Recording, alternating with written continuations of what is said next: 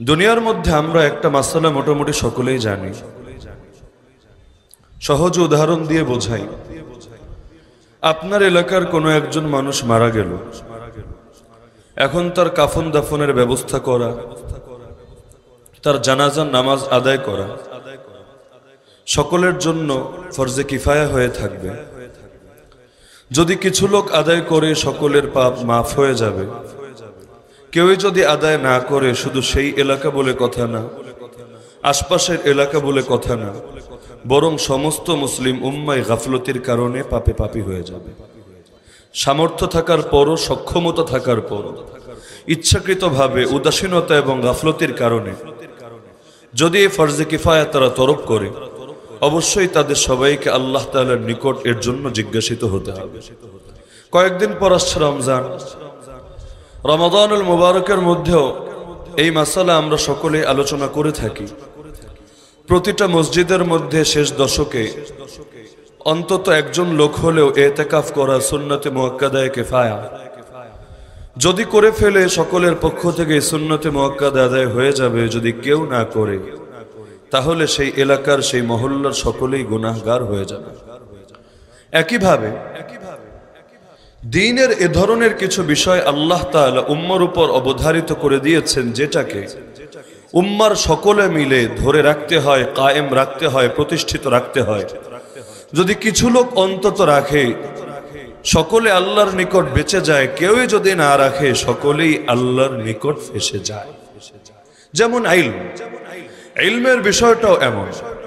প্রতিটা মানুষের পক্ষে সম্ভব না উচ্চ স্তরের জ্ঞান অর্জন করবে, সবাই মুফতি হবে, মুহাদ্দিস হবে, শাইখুল হাদিস হবে, সবাই যুগশ্রেষ্ঠ আল্লামা হবে, সম্ভব না। কিন্তু তাই বলে কেউই যদি আবার না হয়, প্রত্যেকেই যদি এই ব্যাপারে উদাসীনতা দেখায়, তাহলে গোটা উম্মতি সেই পাপে পাপী হয়ে যায়। তো একইভাবে আল্লাহ তাআলা কোরআনে জানিয়েছেন উম্মতের একটা দায়িত্ব, ওয়ালতাকুম মিনকুম উম্মাহ ইয়াদউনা ইলাল খায়র ওয়া ইয়া'মুরুনা বিল মা'রুফ ওয়া ইয়ানহাউনা আনিল মুনকার ওয়া উলাইকা হুমুল মুফলিহুন। মুসলিম উম্মাহ, তোমাদের এই জাতির মধ্য থেকে ক্ষুদ্র কিছু লোক হলেও, একটা কাফেলা হলেও, একটা তায়েফা হলেও, একটা জামাত হলেও যাতে এমন থাকে যারা মানুষকে ন্যায়ের দিকে ডাকবে, কল্যাণের দিকে ডাকবে, আল্লাহ ভোলা মানুষকে আল্লাহর পথ দেখাবে, জাহান্নামের দিকে ছুটতে থাকা মানুষগুলোকে জান্নাতের সন্ধান দেবে।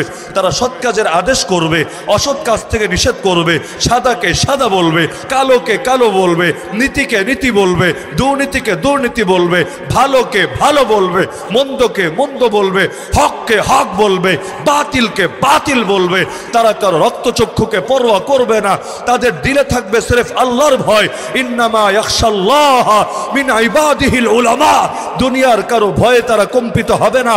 না হামলার ভয়, না মামলার ভয়, না জেলের ভয়, না ফাঁসির ভয়। ভয় যদি করে, ভয় করবে সির্ফ আল্লাহ রব্বুল আলামিনকে। না ভয় করবে কোন নিন্দুকের নিন্দাকে। ওয়ালা ইয়াখাফুনা লাউমাতা লাইম। বরং আল্লাহর ভয় নিয়ে, আল্লাহ তাআলার আদেশ এবং নিষেধ নিয়ে চলতে থাকবে, ফিরতে থাকবে মানুষের কাছে কাছে। তারা ওমরের কাছেও যাবে, আবু জাহালের কাছেও যাবে, মারলেও যাবে, গ্রহণ করলেও যাবে। যে গ্রহণ করেছে তার মধ্যে তাজা করার জন্য যাবে। ওয়াযাক্কির ফাইন্না যিকরা তানফাউল মুমিনিন। যে গ্রহণ করে নাই তার উপর হুজ্জত কায়েমের জন্য যাবে, যাতে কিয়ামতের দিন বিচার না দিতে পারে। মা জাআনা মিন বাশীরিন ওয়ালা নাযীর। আয় আল্লাহ, কেউ তো আসলো না, কেউ তো বুঝালো না, সুসংবাদও কেউ দিল না, সতর্কও কেউ করলো না। যার কারণে তারা এই মিশন নিয়ে আগাবে।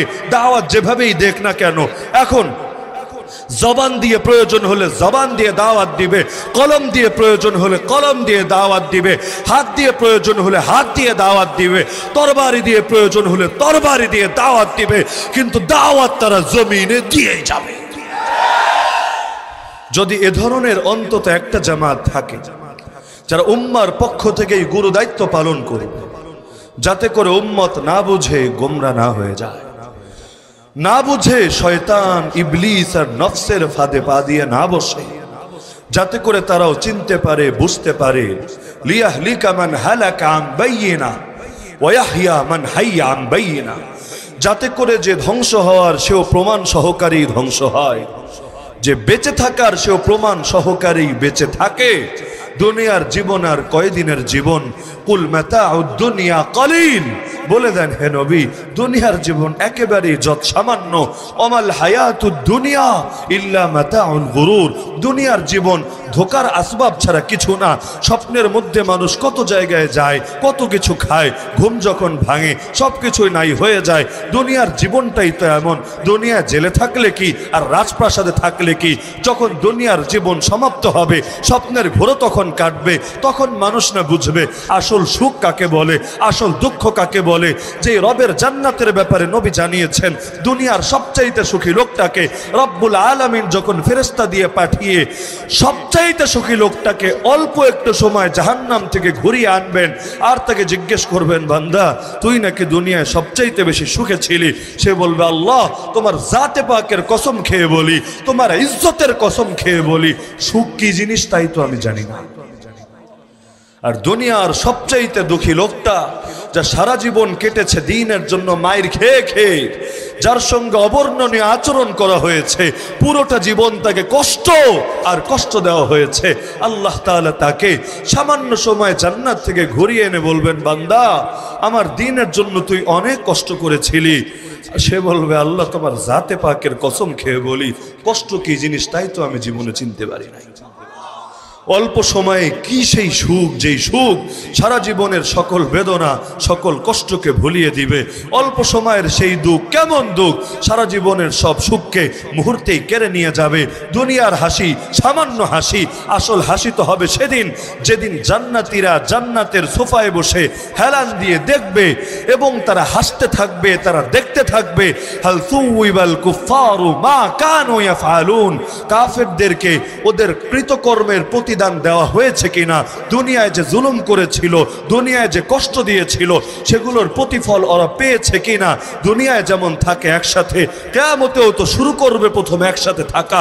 প্রথম ঘোষণা আসবে, ওয়ামতাজুল ইয়াউমা আইয়ুহাল মুজরিমুন, হে অপরাধীরা, কাফেররা, মুশরিকরা, মুরতাদরা, নাস্তিকরা, বেঈমানরা আলাদা হয়ে যা। দুনিয়ায় ছেলে একসাথে মিলেমিশে, আমি আল্লাহ আমার কাছে দুনিয়াটা মশার ডানার সমান মূল্যের ছিল না, যার কারণে তোদেরকে ঢিল দিয়েছিলাম, ছাড় দিয়েছিলাম। দুনিয়াকে আমি বিচার দিবস বলি নাই, বিচার দিবস নাম দিয়েছিলাম কিয়ামতের দিনকে। দুনিয়ায় তো ঢিল দিয়েছি আমি, ইয়ামুদ্দুহুম ফি তুগয়ানিহিম ইয়ামাহুন, যাতে করে তোরা আরো বেশি বিভ্রান্তিতে ঘুরপাক খেতে পারিস, যাতে করে মাজলুমরা জান্নাতে মাকাম আরো বড় করতে পারে, আর জালেমরা তোদেরও জাহান্নামে মর্যাদা আরো বাড়তে পারে। কিন্তু আজকে আর পারবি না একসাথে থাকতে, যা ভাগ, আলাদা হয়ে যা। আলাম আহাদ ইলাইকুম ইয়া বানি আদম, হে আদম সন্তানেরা, বান্দরের সন্তান না, হে আদম সন্তানেরা, আমি কি তোদের থেকে প্রতিশ্রুতি নেই নাই? আল্লাহ তা'বুদুশ শাইতান, কোন শয়তানের পূজা করবি না, না জিন শয়তানের না মানুষ শয়তানের।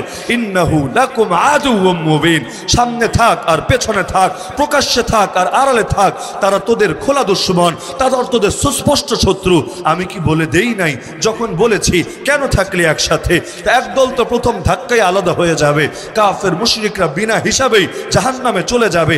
বাকি থাকবে দ্বিতীয় দল, যেগুলোরও দেখতে শুনতে মুসলমানের মতোই লাগে, যারাও ইসলামের সাইনবোর্ড ব্যবহার করেই চলে, কিন্তু দিলের মধ্যে ঈমান নাই, দিলের মধ্যে কোরআন নাই, যাদেরকে আপনারা মুনাফিক বলেন। ইয়াউমা ইয়াকুলুল মুনাফিকুনা ওয়াল মুনাফিকাত লিল্লাযীনা আমানু উনজুরুনা নাকতাবিস মিন নূরিকুম কিলা ইরজিউ ওয়ারাআকুম ফালতামিসু নূরা। সেদিন মুনাফিক পুরুষরা, মুনাফিক নারীরা উভয় দলই বলবে মুমিনদেরকে ডেকে ডেকে, মুমিনরা আজ তোমাদের কাছে ঈমানের নূর আছে, তোমাদের কাছে আমলের নূর আছে, সেই নূরে সব অন্ধকার কেটে যাচ্ছে, সেই নূরে চারিদিক আলোয় আলোকিত হয়ে যাচ্ছে, সেই আলো দিয়ে দেখে দেখে তোমরা পুলসিরাত পার হতে পারবে। তো সেই আলোর কারণে তোমাদের সামনে মাথার চুলের চাইতেও চিকন যেই পুল সিরাত, তরবারির চাইতেও ধারালো যেই পুল সিরাত, যার সাইডেও থাকবে অসংখ্য আংটা, তোমরা সেটাকে দেখে দেখে সচেতনভাবে সতর্কভাবে অতিক্রম করতে পারবে। আমাদের কি হবে? অন্ধকারে কোথায় যাব, কেমনে পা বাড়াবো, কিছুই তো বুঝতে পারছি না। উনজুরুনা, একটু নজর দাও, একটু তাওয়াজ্জু দাও, একটু দৃষ্টি দাও না আমাদের দিকে, তোমাদের নূরের সামান্য আলো আমাদের উপর এসেও পড়ুক না।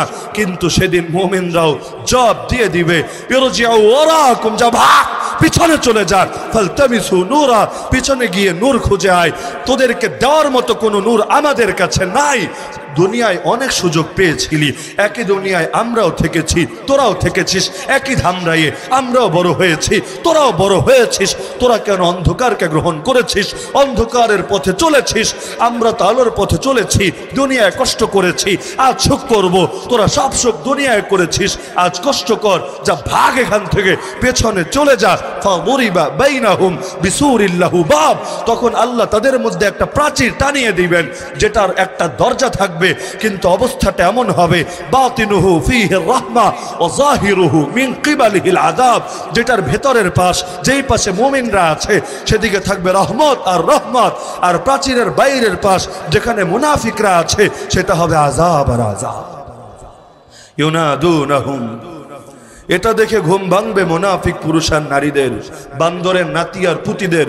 ওরা ডেকে ডেকে বলবে আলাম নাকুম মাকুম, আমরা কি তোমাদের সাথে ছিলাম না? ক্বালু বালা, মুমিনরা অস্বীকার করবে না, হ্যাঁ ছিলা তো। একসাথে থাকলেই তো একদল হয়ে যায় না। জেলখানায় মাজলুমরাও থাকে, বন্দিরাও থাকে, আর ওদেরকে নির্যাতনের মধ্যে রাখার জন্য একটা দল বাহিনীও থাকে।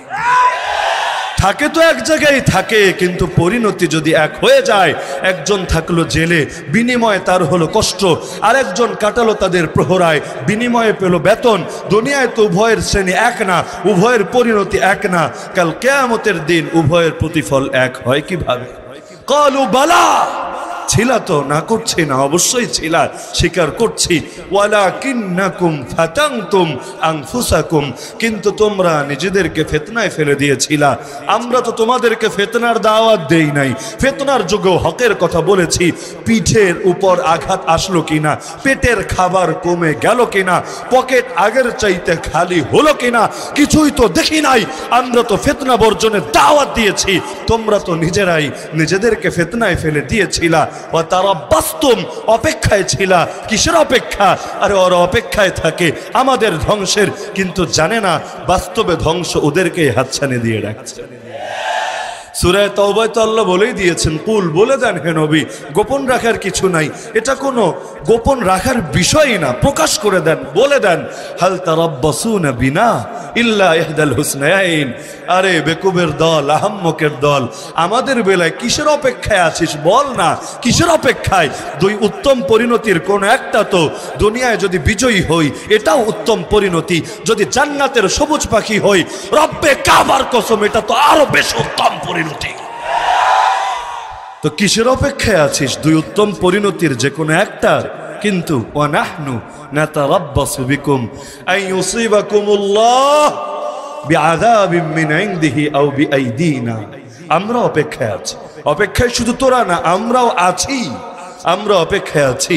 হয়তো আল্লাহ নিজের পক্ষ থেকেই তোদেরকে গায়েবে আযাব দিবেন, অথবা আমাদের হাতেই তোদের মুখোশগুলো খুলে দিবেন। ফাতারাব্বাসু, অপেক্ষা করতে থাক, অপেক্ষায় মজা লাগে, কর অপেক্ষা। ইন্না মাআকুম মুতারাব্বিসুন, নিশ্চয়ই আমরাও তোদের সাথে অপেক্ষায় আছি। সময় কথা বলবে, বিজয়ের হাসি কে হাসে? তাগুত নমরুদ হাসে না মাজলুম ইব্রাহিম হাসে? তাগুত ফিরাউন হাসে না মাজলুম নবী মুসা হাসে?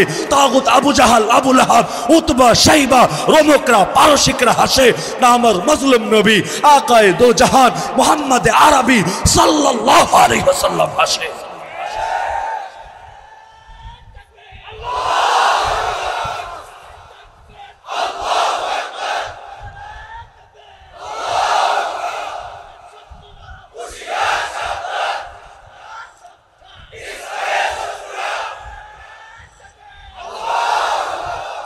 তো দুনিয়ার জীবন তো কোনো জীবনের ক্যাটাগরিতেই পড়ে না।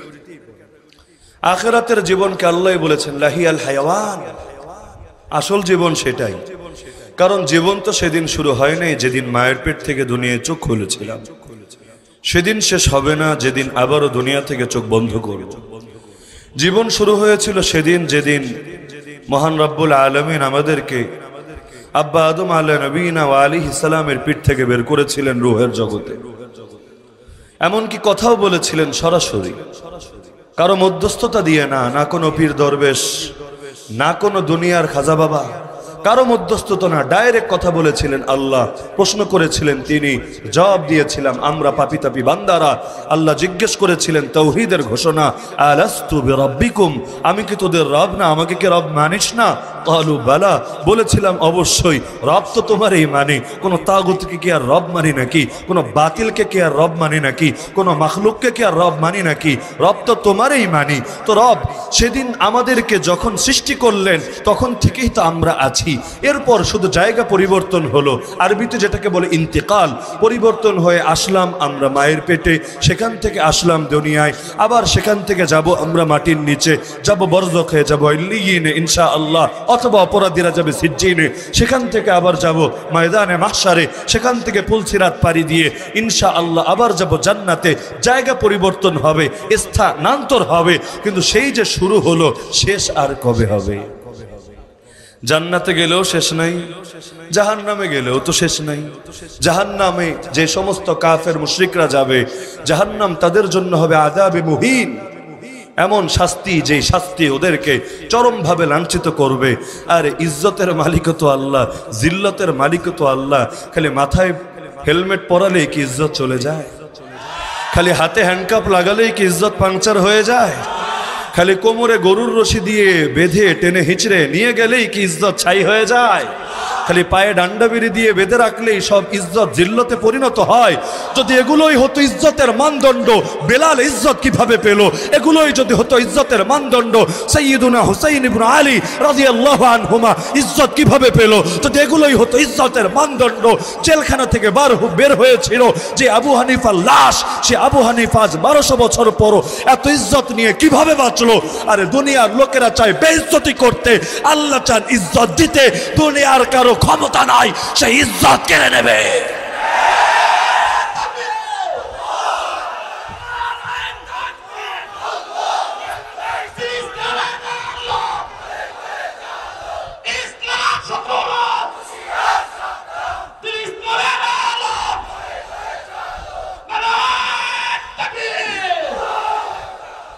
সবকিছুর মালিক আল্লাহ।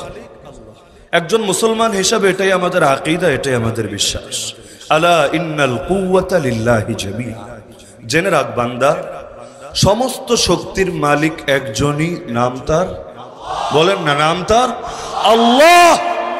সুস্থ অবস্থায় আল্লাহরে দিল থেকে ডাকতে পারেন না, বিপদের সময় কেমনে ডাকবেন আল্লাহরে? আগে না বসাতে হবে আল্লাহরে, বিপদে তার নামই মুখ থেকে বের হয় যে দিলে বসে আছে। আসার খেয়ে পড়ে গেলে কেউ বলে ও বাবা রে, ও মারে, আর কেউ ডাকে আল্লাহ রে। পার্থক্য কোথায়? দিলে যে থাকে বিপদের সময় অটো সেই মুখ থেকে বের হয়ে যায়। সামনে যখন বিশাল দানবীয় ফেরেশতা দাঁড়িয়ে থাকবে, জিজ্ঞেস করবে মান রব্বুকা ওয়া মা দীনুকা মান হাযার রাজুলুল্লাযী বুইতা ফীকুম, তখন দুনিয়ায় কি প্রস্তুতি নিয়েছিল, জবাব কি সাজিয়েছিল, ওগুলো চিন্তা করার মতো অবস্থায় থাকবে না। হালতটা এমন, যা শিখেছিল তাও ভুলে গিয়েছে। আরে রিমান্ডের মধ্যেই তো হালত এমন হয়। জিজ্ঞেস করে তোমার মায়ের নাম কি? মায়ের নাম জানি কি, ভুলে গেছে। হালতটা এমন। আমাকে জিজ্ঞেস করেছিল, আচ্ছা তোমার খালার নাম কি? আমি বলতে পারছি না। সারা জীবন আমি খুব ভালো মতো জানি, খালার নাম কি মাথায় আসছে না, কল্পনাই করতে পারছি না। আচ্ছা শাশুড়ির নাম কি? তাও বলতে পারছি না। আচ্ছা আপনি যে এলাকায় থাকেন সেই এলাকার চেয়ারম্যানের নাম কি? কই যখন আত্মীয়টাই পারলাম না, চেয়ারম্যান তো আরো বতরিকা হলো। হালতটা এমন, সেটা যে পিটিয়ে মাথায় শক দিয়ে বের করে দিয়েছে জ্ঞান এমন না, কিন্তু কিছু পরিস্থিতি এমন থাকে, পেরেশানি এত বেশি থাকে, তখন কমন জিনিস আনকমন হয়ে যায়, জানা জিনিস অজানা হয়ে যায়। দুনিয়ার রিমান্ডে যদি অবস্থা হয়, আসল রিমান্ড তো আপকামিং সুন, যার সাথে দুনিয়ার রিমান্ডের কোনো তুলনাই চলে না। তখন কে দিতে পারবে আল্লাহর ডাক? আল্লাহকে কে পারবে স্মরণ করতে? পারবে তো একমাত্র সে। দেখেন না, বিপদেও যারা মোটেও ভুলতে পারে না আল্লাহকে, এত বড় বিপদে পড়ে আছে, একটু মিডিয়ার সামনে আসার সুযোগ হয়েছে। আমি আপনি হলে কি করতাম? আমি আপনি হলে সাধারণভাবে এই কাজই করতাম, বাঁচাও বাঁচাও, হেল্প মি হেল্প মি, অথবা বলতাম আমি নির্দোষ, আমাকে ফাঁসিয়ে দেওয়া হয়েছে, সাংবাদিকরা তোমরা কভার করো, ভিডিওটা পাবলিশ করে দিও, এটা নিয়ে মিডিয়ায় তোমরা নিউজ করো যে আমি নির্দোষ। আমাকে এভাবে বলা হয়েছে, এটা করা হয়েছে, আমার জেলে এবং ডাইল দেয়, এমন রুটি দেয়, এমন খাবার দেয়, এমন শাস্তি দেয়। আমি আপনি হলে কথা বলার সুযোগ পেলে 30 সেকেন্ডই হোক, 1 মিনিটও হোক, আমি আপনি তো এগুলোই বলতাম। কিন্তু কোন সে মানুষ যে দুনিয়ার কারো কাছে সাহায্য চায় না, দুনিয়ার কারো সামনে নিজের নির্দোষতা প্রমাণ করে না, কারণ জানে ফয়সালা যা হয় উপর থেকে হয়। রব্বের আর রব্বুল আরশিল আযীম যিনি, তিনি যদি ফয়সালা করে দেন, জগতের কারো ক্ষমতা নাই তাকে আটকে রাখার, তাকে বেঁধে রাখার। তখনই না দিল থেকে বের হয় আল্লাহু আকবার। দুনিয়ার কেউ বড় না, দুনিয়ার কারো বড়ত্ব মানে না। বড় যদি কেউ থাকেন, আল্লাহ আছেন। আল্লাহু আকবার।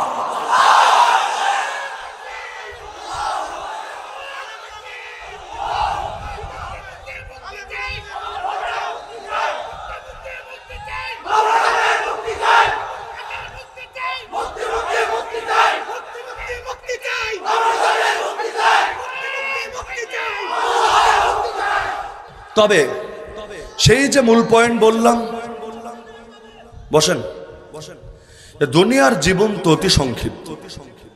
হ্যাঁ ইয়ে শামে জিন্দেগি সুবহে দাওয়ামে জিন্দেগি।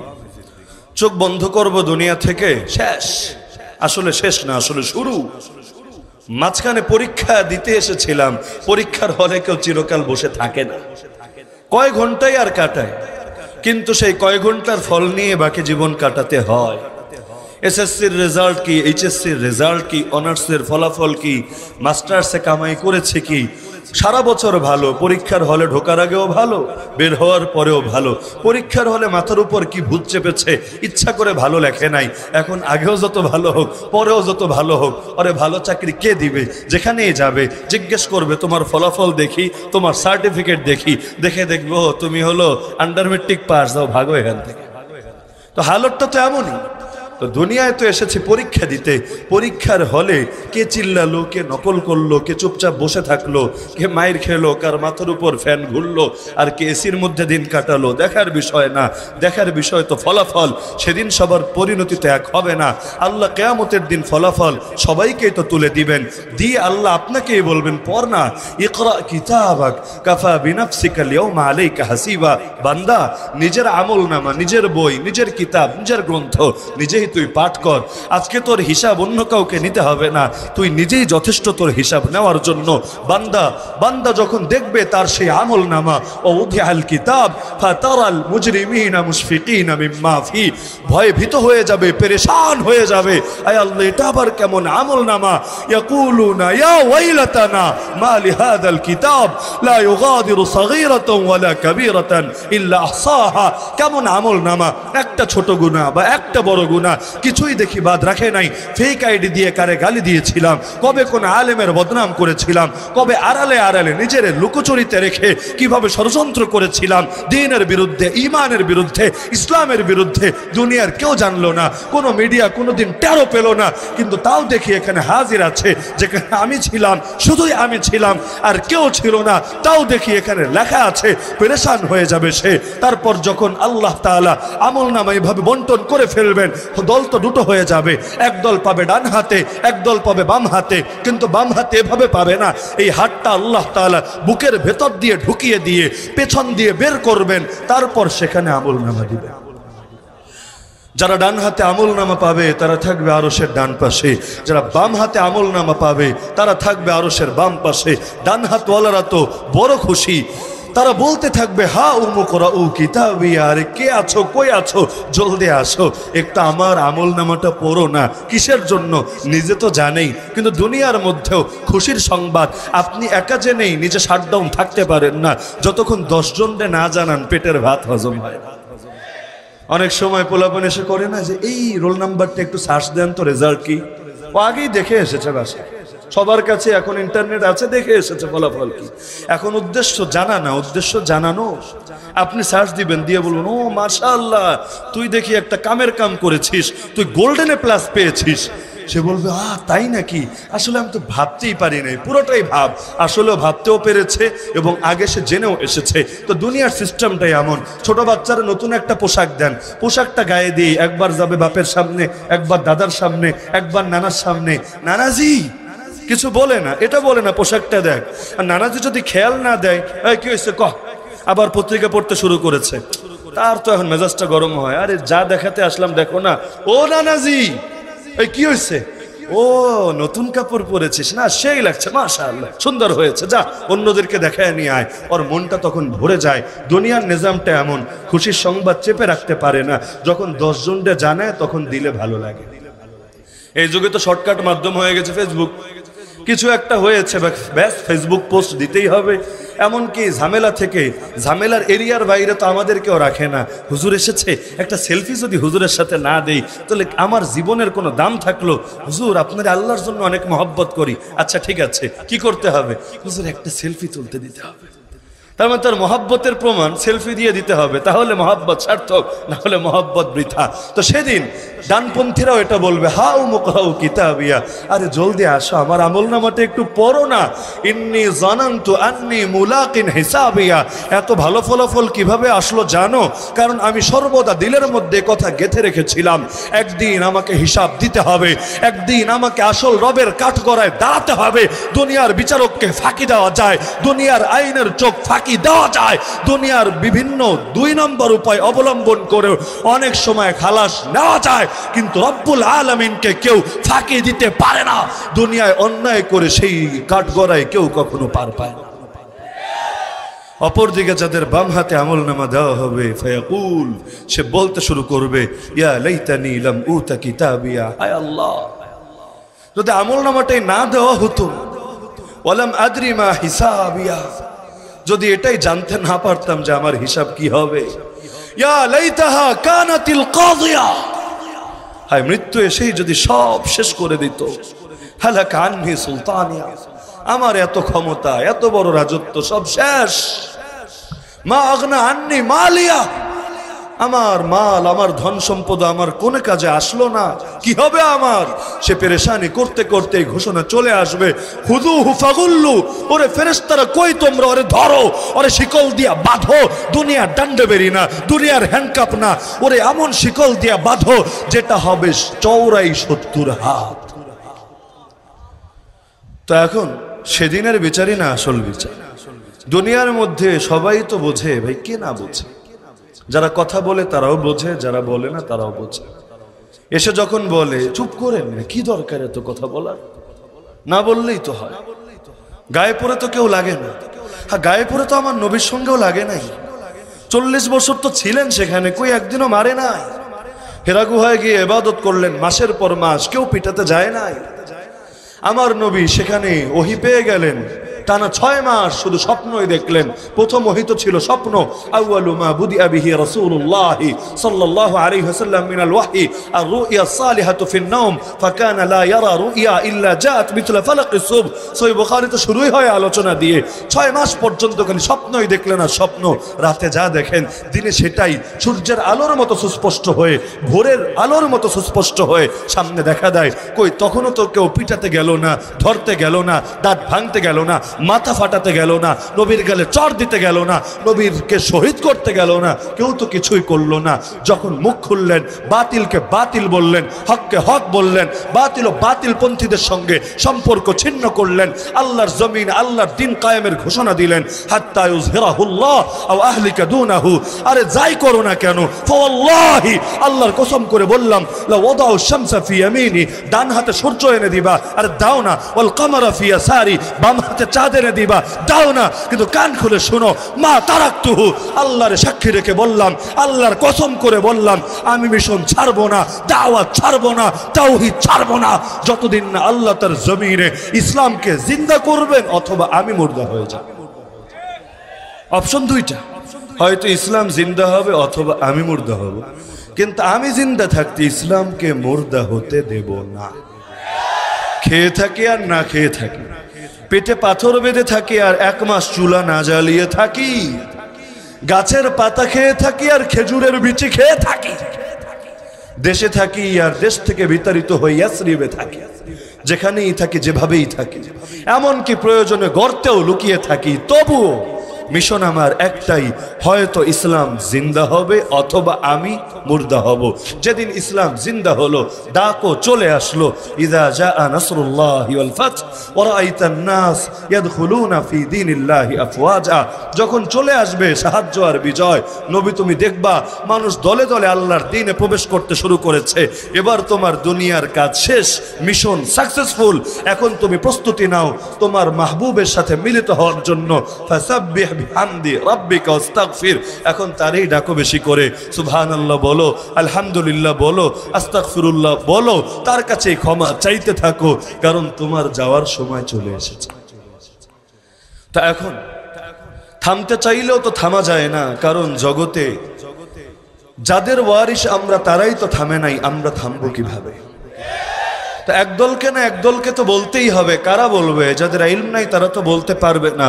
সাধারণ মানুষ তো দায় চাপিয়ে দিবে অন্যদের উপর, বলবে আল্লাহ ওয়ালিয়ুনযিরু কওমাহুম ইযা রাজাউ ইলাইহিম, আল্লাহ তুমি তো জানিয়েছিলে কোরআনে একদল বের হবে সম্প্রদায় থেকে, তারা গিয়ে দ্বীনের গভীর জ্ঞান তাফাক্কুহ ফিদ্দীন অর্জন করবে, তারপর এলাকায় ফিরে আসবে, আমার মতো সাধারণ মানুষদেরকে বুঝাবে, জানাবে, যা আমরা বুঝতাম না সেটা আমাদেরকে শিখাবে। আয় আল্লাহ, এজন্যই তো আমি মাদ্রাসায় টাকা দিতাম, এজন্যই তো আমি আলেম ওলামাকে সাহায্য করতাম। উদ্দেশ্য তো এটা ছিল যে তোমাদের দুনিয়া নিয়ে কোনো ফিকির করার দরকার নাই, দুনিয়া দেখবো আমরা, দিন দেখো তোমরা, তোমরা দিনের জিম্মাদার হয়ে যাও, তোমরা যেভাবে বলবা আমরা সেভাবে করব, তোমরা শিরিক বললে আমরা সেটাকে লাল কার্ড দেখাবো, তোমরা বেদাতকে বেদাত বললে আমরা সেটাকে বর্জন করব, যেটা করতে বলবা সেটা করব, যেটা ছাড়তে বলবা সেটা ছাড়বো। আমরা তো তোমাদেরকে মনে করেছিলাম নবী নূহ আলাইহিস সালামের নৌকার মতো, আমরা আস্থা রেখেছিলাম, ভরসা করেছিলাম, তোমাদের নৌকায় পা রেখেছিলাম। উদ্দেশ্য ছিল তোমরা নৌকা চালিয়ে চালিয়ে, যেহেতু আমরা মাঝি না, নৌকা চালাতে পারি না, এত বিশাল বিশাল ঢেউ অতিক্রম করে গন্তব্যে পৌঁছা আমাদের সাধ্যের কথা না, এ কারণে আমরা আমাদের জান লাগিয়েছি, মাল লাগিয়েছি, সময় লাগিয়েছি, তোমাদের খেদমত করেছি, তোমাদের ডাকে সাড়া দিয়েছি, কিন্তু আস্থা তো এটাই রেখেছি তোমরা বলবা, তোমরা বুঝাবা, কারণ জিম্মাদারি আল্লাহ তোমাদেরকে দিয়েছিলেন। ইউযিরু কওমাহুম, তোমাদের জাতিকে জাগাতে হবে। আর কেমনে জাগাতে হবে? হাদিহি সাবিলি আদউ ইলাল্লাহি আলা বাসীরা, জ্ঞানের সাথে, ইলমের সাথে। কারণ জ্ঞান ছাড়া দাওয়াত দিলে পরিণতি ভালো হয় না, জ্ঞান ছাড়া দাওয়াত দিলে কাদিয়ানীদের মতো হালত হবে, জ্ঞান ছাড়া দাওয়াত দিলে হিজবুত তাওহীদের মতো হালত হবে, জ্ঞান ছাড়া দাওয়াত দিলে আপনাদের পার্শ্ববর্তী মানিকগঞ্জের মতো হালত। তো দাওয়াত তো দিতে হবে জ্ঞানের সাথে, দরদ যতই থাকুক, জ্ঞান যদি না থাকে, ইউফসিদু আকসারা মিম্মা ইউসলিহু, যতটুকু গড়বে তার চাইতে বেশি বরবাদ করবে। বাংলাদেশে কত দরবার শুরু হয়েছিল তাওহীদের সাথে, সুন্নাহর সাথে, দ্বীনের খেদমতে বড় অনেক কোরবানি আঞ্জাম দিয়েছে। তো সময়ের পরিসীম যেতে যেতে আবর্তনে আর বিবর্তনে হালত এমন হয়েছে, দরবার তো রয়েছে, দিলের ইখলাস তো রয়েছে, সবই ঠিক আছে, ইলমটা উঠে গেছে, ইলমটা হারিয়ে গেছে, যার অভাবে আস্ত বেদাতের আখড়ায় পরিণত হয়েছে। মাদ্রাসা কিন্তু বেদাতের আখড়ায় পরিণত হয় না, আলহামদুলিল্লাহ, দরবার হয়। পার্থক্য কোথায়? এটাও দিন, ওটাও দিন, এটাও দিনের কেন্দ্র, ওটাও দিনের কেন্দ্র, কিন্তু এগুলো শিরিক বেদাতের আখড়া হয় নাকি? কওমি মাদ্রাসা হয় নাকি? হয় না। কিন্তু দরবার হয় কেন? পার্থক্য এখানে। আলা বাসীরা, দাওয়াত তো উভয়ই দেয়, মেহনত তো উভয়ই করে, জনতাকে তো উভয়ই জাগায়, কিন্তু একদল জাগায় আলা বাসীরা, জ্ঞানের সাথে, ইলমের সাথে, কোরআনের সাথে, সুন্নাহর সাথে, আর একদল জাগায় নফসের সাথে, নফসানিয়তের সাথে। শয়তান তো কারো পিছু ছাড়ে না, শয়তান ছাড়ে যদি কেউ ওর চাইতে বড় শয়তান হয়ে যায় একমাত্র ওর পিছু। যেমন ফেরাউনের পিছু শয়তানের মেহনত করার দরকার নেই। কেন? কারণ ফেরাউন শয়তানের চাইতে বড় শয়তান। শয়তান নিজেরা কোনোদিন রব দাবি করেছে এমন প্রমাণ দেখাতে পারবেন? যখন বিতাড়িত হয়ে এসেছে তখনও ডাক দিয়ে এসেছে, ক্বালা রাব্বি, তুমি আমার রব। আল্লাহরে যে রব মানে তারা তো নাস্তিকও বলে না। মুশরিক হওয়া ভিন্ন, নাস্তিক হওয়া ভিন্ন। সব মুশরিক তো আর নাস্তিক না। নাস্তিক তারা যারা স্রষ্টার অস্তিত্বই স্বীকার করে না। কিন্তু এই ফেরাউনের বাচ্চা ফেরাউন নিজেরা খালি নাস্তিক না, নিজের রব্বে আলা, আমরা সেজদায় গিয়ে বলি না সুবহানা রব্বিয়াল আলা, নিজের ব্যাপারে দাবি করলো। ওর পেছনে শয়তানের মেহনত দরকার নাই, কিন্তু ও বাদে বাকি কারো পিছনেই তো সে ছাড়বে না। নবী বললেন আমার লগে বাস, তবে পার্থক্য ইল্লা আন্নাহু আসলামা, সে মুসলমান হয়ে গেছে আমার সোহবতে এসে। পিছনে লেগেছিল কিন্তু গোমরা করতে এসে নিজেই হেদায়েত পেয়ে গেছে। অথবা ইল্লা আন্নি আসলাম, অথবা আল্লাহ আমাকে নিরাপত্তা দিয়ে দিয়েছেন, ও যতই চেষ্টা করুক আমারে মারতে পারে না। বাংলায় বলে রাখে আল্লাহ। চারদিক থেকে ঘর ঘেরাও করলো, মোহাম্মদ খালি সকালে বের হোক, ধরে জবাই করে ফেলবো। ঠিকই বের হলেন, ওদের চোখের সামনে দিয়ে চলে গেলেন হেঁটে হেঁটে, কিন্তু কেউ দেখলো না, ধরতেও পারলো না। পরে এসে আলী রাদিয়াল্লাহু আনহুর উপর সেই মেজাজ দেখালো, তোদের সামনে দিয়ে চলে গেল তোদের শিকার, কেন পারলি না? কারণ আল্লাহ তাআলা যখন চোখে পর্দা ফেলে দেয়, দুনিয়ার কেউ আর দেখতে পারে না। আল্লাহ ঢিল দিয়ে রাখলেই অনেকে মনে করে না আমরা মনে হয় পার পেয়ে গিয়েছি। না, ইন্নাল্লাহা লা ইউমলি লিয-যালিম, সহিহ বুখারীর হাদিস। আল্লাহ জালেমকে ঢিল দিয়ে রাখেন, কিন্তু যেদিন ধরেন হাত্তা ইযা আখাযাহু লাম ইউফলিতহু, এমন ধরেন তখন আর ছাড়েন না। সানাস্তাদরিজুহুম মিন হাইসু লা ইয়ালামুন ওয়া উমলি লাহুম ইন্না কাইদি মাতিন। আমি আল্লাহ ওদেরকে ঢিল দিয়ে দিয়ে দিয়ে দিয়ে এমন পরিণতির দিকে নিয়ে যাচ্ছি যার জ্ঞান ওদের নাই, যার অনুভূতি ওদের নাই, ওরা টেরও পাচ্ছে না ধ্বংসের কোন দ্বার প্রান্তে ওরা পৌঁছে যাচ্ছে। আমি ওদেরকে ঢিল দিচ্ছি কারণ আমার কৌশল বড় মজবুত।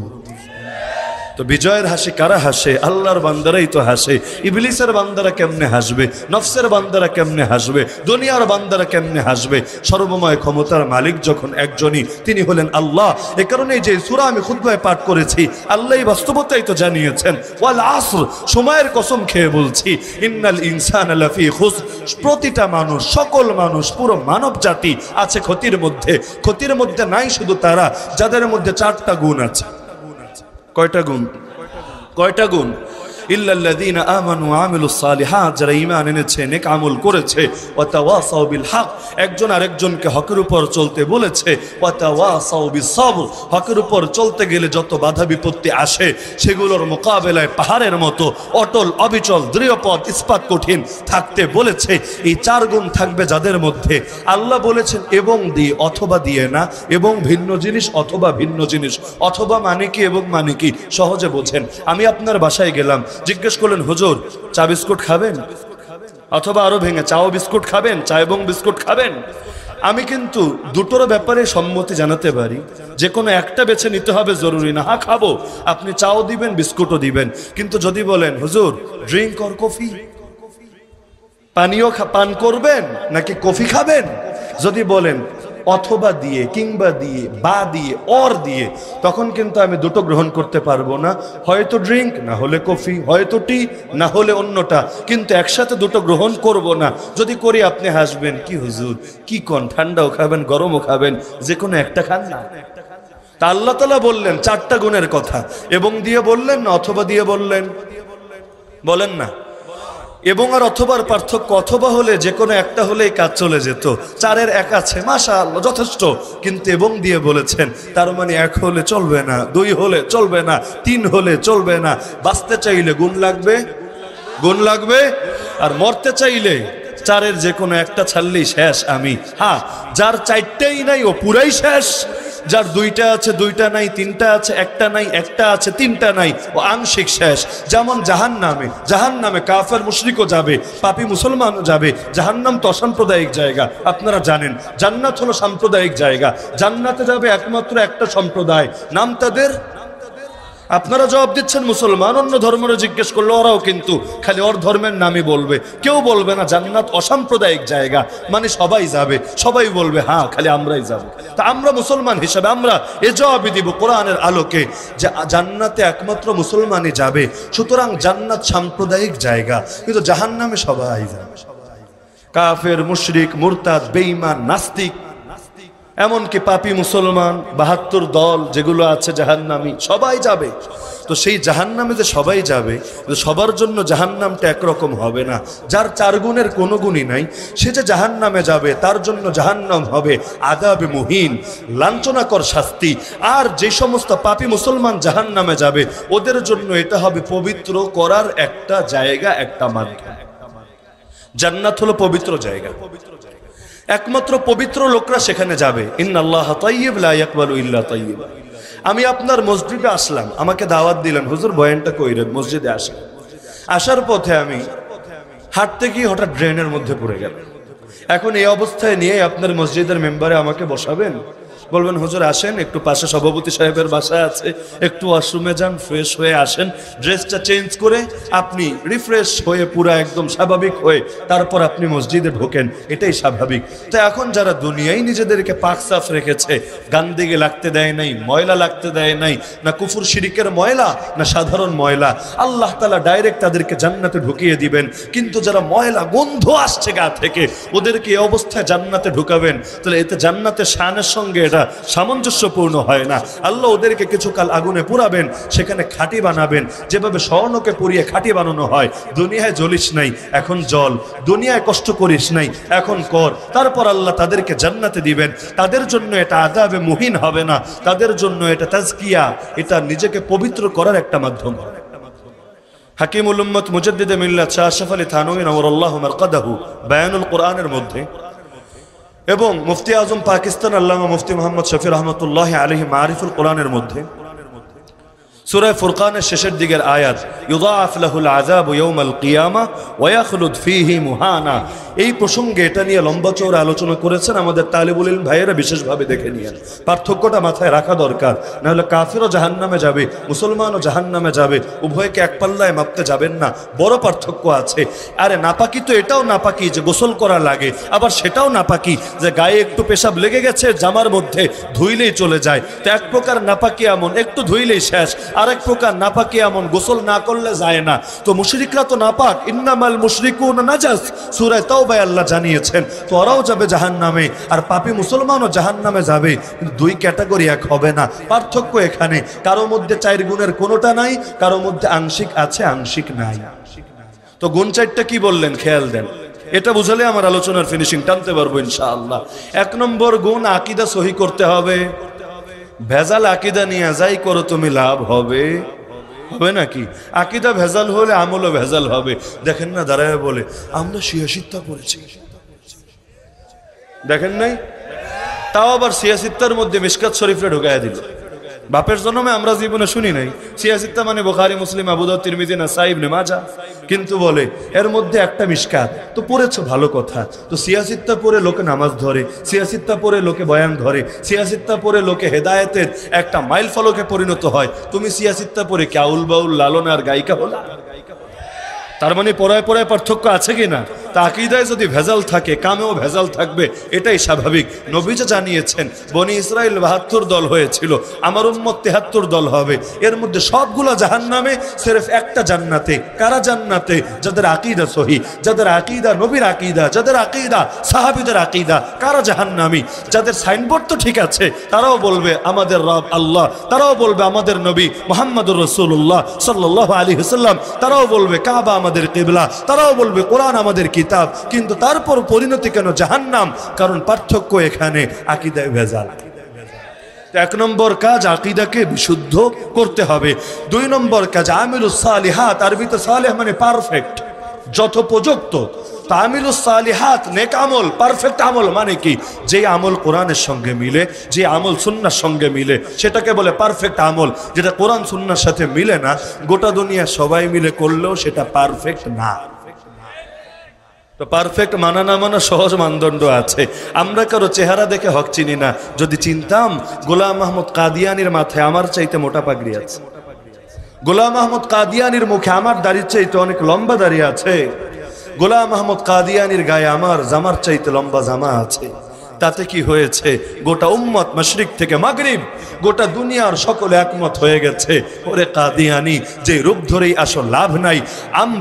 আমরা ক্লিন শেভ, হিজবুত তৌহিদরেও যেমন মুসলমান মনে করি না, আমরা তোমাদের মতো দাড়িওয়ালা, পাগড়িওয়ালা, লম্বা জামাওয়ালা, খাতমে নবুয়তের আকীদা অস্বীকারীদেরকেও মুসলমান মনে করি না। কাফের কাফের।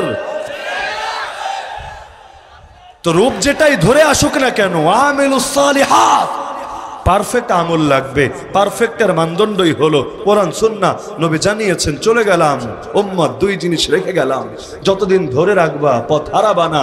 তারাকতু ফীকুম আমরাইন লান তাযিল্লু মা তামাসসাকতুম বিহিমা, কিতাবাল্লাহ। 1 নম্বরে কোরআন মাজিদ, যেটাকে পুড়িয়েছে সুইডেন। 2 নম্বরে সুন্নাত রাসূলিহি সাল্লাল্লাহু আলাইহি ওয়াসাল্লাম, আল্লাহ নবীর সুন্নাহ। এই 2 জিনিসকে ধরে রাখবা, কোনোদিনও পথ হারাবা না।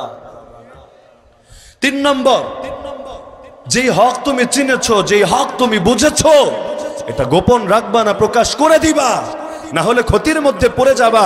আপনারা বলবেন হুজুর চুপ থাকেন, কি দরকার হক প্রকাশ করা? আল্লাহ বলবে চুপ থাকিস না, প্রকাশ করে দে হক। একদিকে আল্লাহ, একদিকে বান্দা, একদিকে হক, একদিকে বাতিল। এখানে এসে আমরাও তো পড়ে যাই ঝামেলায়। আল্লাহরে খুশি রাখতে গেলে বান্দা বেজার, বান্দারে খুশি রাখতে গেলে আল্লাহ বেজার। ফয়সালা নবীর থেকে নিলাম, আল্লাহুম্মা ইনলাম ইয়াকুন বিকা গাদাবুন আলাইয়া ফালা উবালি। নবী যখন তায়েফের ময়দানে মায়ের খেতে খেতে রক্তাক্ত, তখনও বললেন আল্লাহ রে, আয় আল্লাহ, আমার উপর যদি তোমার রাগ না থাকে, কোনো কিছুতে আমার কোনো পরোয়া নাই। দুনিয়ার লোক মারবে, মারুক না। দুনিয়ার লোক ক্ষতি করবে, করুক না। দুনিয়ার লোক হত্যা করতে চাইবে, চেষ্টা করুক না। কিন্তু আমি তো তোমার দ্বীনের কথা বলেই যাব, তোমার দ্বীনের পথে চলেই যাব।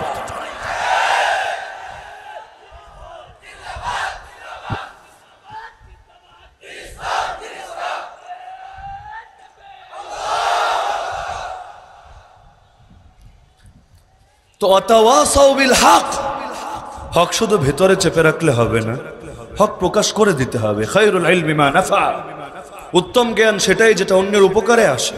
নবীও বলতেন আল্লাহুম্মা ইন্নী আসআলুকা ইলমান নাফিআ, আল্লাহ এমন জ্ঞান দাও যেটা উপকারে আসে, আমার উপকারী, সবার উপকারী, জাতির উপকারী, উপকারী জ্ঞান দাও। ওয়া আউযু বিকা মিন ইলমিন লা ইয়ানফা, অনুপকারী জ্ঞান দিও না। ওয়া তাওয়াসাউ বিস সবর, আর হকের পথে চলতে গেলে বাধা আসবে না, ইয়ে কভি ভি মুমকিন নেই। ওই লোকমান হাকিম দেখেন না, এতকা লাগে, এই নবীর উম্মত তো না, এতকা লাগেও ছেলেরে ওসিয়াত করেছিল। কোরআনে আস্ত সূরাই আছে, সূরা লোকমান, সেখানে এটা বলেছিল, ইয়া বুনাইয়া, বাচ্চা ধন আমার শোনো, আকিমিস সালাহ, সালাত কায়েম করবা, যথাযথভাবে নামাজ আদায় করবা, ওয়ামুর বিল মারুফ, সৎ কাজের আদেশ করবা, ওয়ানহা আনিল মুনকারি ওয়াসবির আলা মা আসাবা, আর অসৎ কাজ থেকে, অন্যায় থেকে, দুর্নীতি থেকে, সন্ত্রাস থেকে, নৈরাজ্য থেকে, বিশৃঙ্খলা থেকে, ফ্যাসিবাদ থেকে, সকল ধরনের স্বৈরাচার থেকে তোমরা নিষেধ করবা, বারণ করবা। আর এই পথে যত বাধা আসে, মুসিবত আসে, সেটার উপর সবর করবা। এটার সাথে সবর মিলিয়ে দিলেন কেন? তার মানে এই কাজ করতে গেলে সবর লাগবেই। যেমন আল্লাহ এক জায়গায় বলেন তার প্রিয় বান্দাদের 6 গুণ। 5 নম্বরে বলেন ইউজাহিদুনা ফি সাবিলিল্লাহ, আল্লাহর পথে জিহাদ করে যায়, আল্লাহর পথে লড়ে যায়। ওয়ালা ইয়াখাফুনা লাউমাতা লাইম, কোন নিন্দুকের নিন্দাকে ভয় করে না। দুটোর মধ্যে মিল কি?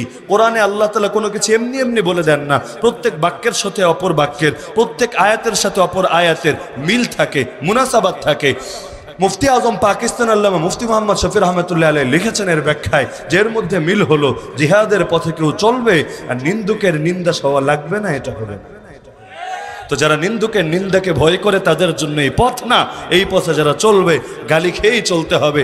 নবীরাই পারলো না গালি ছাড়া চলতে, নবী বলে দিলেন ইউবতালার রাজুলু আলা হাসাবি দীনিহি, তোমার দিনদারি যতটুকু, ঈমান যতটুকু, পরীক্ষা মুসিবত আসবে ঠিক ততটুকু।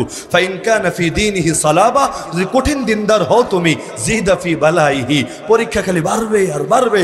ওয়া ইন কানা ফি দীনিহি রিক্কা, আর যদি দিনদারির মধ্যে ভেজাল থাকে, 2 নম্বরই থাকে, নম্রতা থাকে, তাহলে তোমার বিপদ কম হবে। কিন্তু বিপদ বেশি হলে ভয় পেও না, এই বিপদ এসে তোমার এমন ভাবে পাক করবে, ইয়ামশি আলাল আরদি ওয়া মা আলাইহি খাতিআ, তখন তুমি মাটির উপর দিয়ে হাঁটবা কিন্তু আমলনামা একটা গুনাহ থাকবে। নবী নিজেই বলেন উযিতু ফিল্লাহি মা লাম ইউযা আহাদ, আল্লাহর পথে আমাকে এত বেশি কষ্ট দেওয়া হয়েছে যত বেশি কষ্ট কোনোদিনও কোনো মানুষকে দেওয়া হয় নাই। ওয়ালাকাদ উখিফতু ফিল্লাহি মা লাম ইউখাফ আহাদ, আল্লাহর পথে আমাকে এত বেশি ভয়ভীতি দেখানো হয়েছে যত ভয়ভীতি কোনোদিনও কোনো মানুষকে দেখানো হয় নাই। কিন্তু শোনেন, মাথায় রাখবেন, হকের উপর চলতে গেলে সবর করা লাগে, এটা সহি। কিন্তু কখনো কখনো এটা এত বেশি জরুরি হয়ে যায় যেটা না করলে খালি নিজে না পুরো জাতি পর্যন্ত গোমরা হতে বাধ্য হয়, তখন এসে ঈমানের পরীক্ষা দেখা দেয়। এই ধরনের একটা ঘটনা, এই যুগ থেকে উদাহরণ দিচ্ছি না, এই যুগটা আপনাদের সামনে, এই ধরনের একটা ঘটনা ঘটেছিল ইমাম আহলে সুন্নাহ ওয়াল জামাআহ ইমাম আহমদ বিন হাম্বল রাহিমাহুল্লাহ। 4 ইমামের এক ইমাম না, ইমাম আহমদ বিন হাম্বল রাহিমাহুল্লাহ সাথে। তখন হলো আব্বাসী খলিফা মামুনের যুগ। আব্বাসী মানে আব্বাস রাদিয়াল্লাহু আনহু বংশধর, নবীর আত্মীয়। কিন্তু নবীর আত্মীয় হলেই সবাই যে হুসাইনের মতো হবে এমন তো না, নবীর আত্মীয় হয়েও কেউ তো কেনানের মতো হয়। আব্বাসী খলিফা মামুন যুদ্ধ করতে গিয়েছে রোমকদের সাথে, সেখানে সফলতাও পেয়েছে, রোমকদেরকে হারিয়েছে, রোম সম্রাট সন্ধির প্রস্তাব দিয়েছে, কিন্তু বেচারা কয়েকদিন থেকে বহু ঝামেলায় ফেসে আছে। রোমকদেরকে দমায়, অন্য বিদ্রোহী মাথাচাড়া দেয়, ওই বিদ্রোহীদের সঙ্গে যুদ্ধ করতে যায়, এরা সন্ধি ভেঙে পেছন দিয়ে আবার হামলা করে দেয়। খুব পেরেশানিতে, সে বুঝতেই পারছে না কাহিনী কি, এত ঝামেলার মধ্যে পড়ে গেলাম কেন। তার মাথায় আসলো তাহলে একটা কাজ করতে হবে, আমার মধ্যে যে আকীদা আছে আকীদা সমাজে প্রতিষ্ঠা করে দিতে হবে। আকীদার চ্যাপ্টারটাই এমন, কুল্লু হিজবিন বিমা লাদাইহিম ফারিহুন, প্রত্যেকে নিজেরটা নিয়ে মহা খুশি। এই দেশে যাদেরকে আপনারা বেদাতি বলেন, ওরা কি নিজেদেরকে বেদাতি মনে করে? ওরা তো মনে করে ওরাই খাঁটি সুন্নি, ওরাই খাঁটি আশেক, আপনাদেরকে উল্টা মনে করে বেদাতি। যার কারণে গালি তো দেয় খারেজি ওয়াহাবি। কওমি মাদ্রাসাকে রাজবাড়িতে পর্যন্ত বলে খারেজি মাদ্রাসা। এই যুগে আইসা ওয়াহাবি তো আছেই, খারেজি মাদ্রাসা ওয়াহাবি মাদ্রাসা আপনাদের ধামরাইতে হয়তো নাই, কিন্তু কাছাকাছি গেলে মানিকগঞ্জে গেলেও আপনারা টের পেয়ে যাবেন এই বাস্তবতার কথা। তো প্রত্যেকে তো নিজের হক মনে করে। এখন খলিফা মামুন বেচারা মুতাজিলাদের ফাঁদে পা দিয়ে বসেছিল। মুতাজিলা হলো এমন একটা ভ্রান্ত গোষ্ঠী যারা যুক্তির পূজা করে, যুক্তিতে যদি না ধরে রবের আয়াত অস্বীকার করতেও দ্বিধা করে না।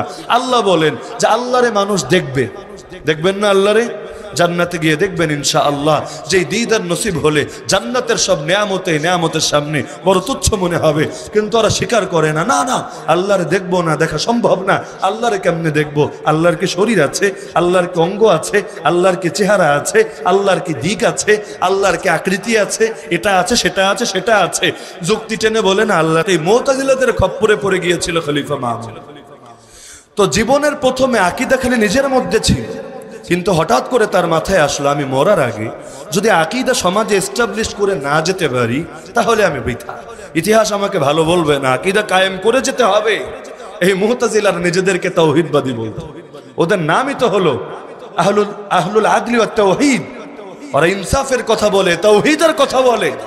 তো এই জালেমরা এমন তাওহীদ মানতো আল্লাহর সিফতকে অস্বীকার করত। আমরা আল্লাহর সিফত স্বীকার করি না। আমার আল্লাহর ইলম আছে, আল্লাহ জানেন। আমার আল্লাহর দর্শন আছে, আল্লাহ সব দেখেন। আমার আল্লাহর শ্রবণ আছে, আল্লাহ তাআলা সব শোনেন। আমার আল্লাহর কুদরত আছে, তিনি সর্ববিষয়ে পরিপূর্ণ ক্ষমতাবান। আমার আল্লাহর কালাম আছে, তিনি কালাম করেন, কথা বলেন। আল্লাহর কালাম এই পবিত্র কোরআন। কিন্তু আল্লাহ সিফত স্বীকার করতো না।